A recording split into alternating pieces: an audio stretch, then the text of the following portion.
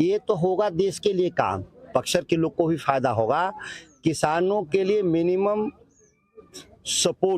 Price support की guarantee का कानून बनाएंगे हम लोग। इस बक्सर जिला के 18 लाख लोगों में से जो 16 लाख किसान हैं, सीधे उनके घरों में पैसे आएंगे और घाटे की खेती मुनाफे में तब्दील हो जाएगी। ये सबसे पहला काम होगा।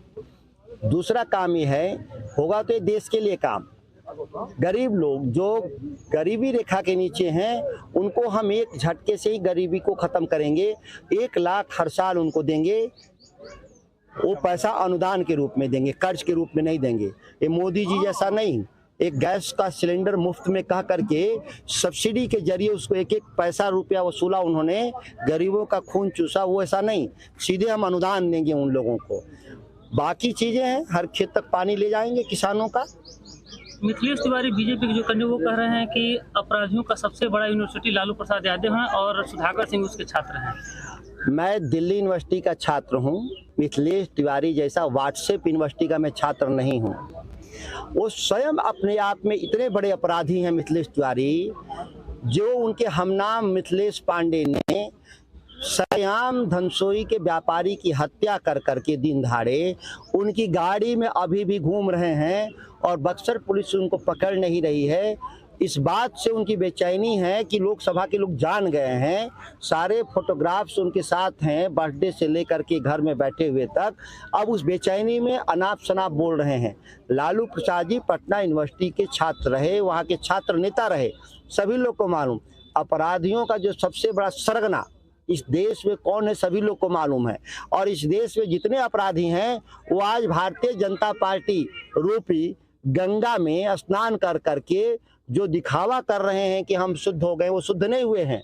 उन लोग वो सभी दंडित होंगे जब सरकार बदलेगी। क्या कुछ संदेश होगा बक्सर लोकसभा की जनता के लिए? बक्सर लोकसभा का लिए जनता के लिए सबसे बड़ा संदेश है कि आपन माटी आपन बेटा। हमारा नेतृत्व स्थानीय करेगा, हमारा नेतृत्व विदेशी लोग नहीं करेंगे।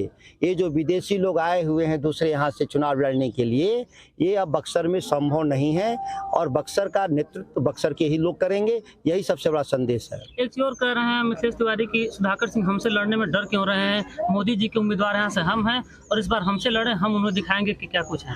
हम नहीं, भारतीय जनता पार्टी डरी हुई है, तभी ना अश्विनी चौबे को हटाकर मिथिलेश तिवारी को भेजी है। और मिथिलेश तिवारी लड़ रहे हैं और उन्हीं की पार्टी के लोग, आनंद मिश्रा हैं, वो कह रहे हैं कि हम मोदी जी का सपना पूरा करेंगे।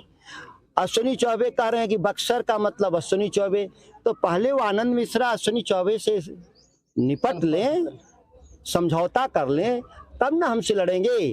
वो तो तीसरे नंबर पे थे ना वहाँ पे जहाँ एमएलए थे, और उनके साथ जो घूमने वाले भी सब दूसरे तीसरे स्थान पे है सब। तो कैसे एक फर्स्ट डिवीजन के लोगों से लड़ाई लड़ेंगे, समझ में नहीं आ रहा है। तो ये हंसी के पात्र लोग हैं और ये लोग लड़ने आए हैं। तो लोकतंत्र है, तो यहाँ तो सब लोग धरती पकड़ भी लड़ते थे। 3-4 बार चुनाव लड़े थे धरती पकड़। ये धरती पकड़ लोग हैं, ये 5वीं 6वीं बार चुनाव लड़ रहे हैं, लड़े।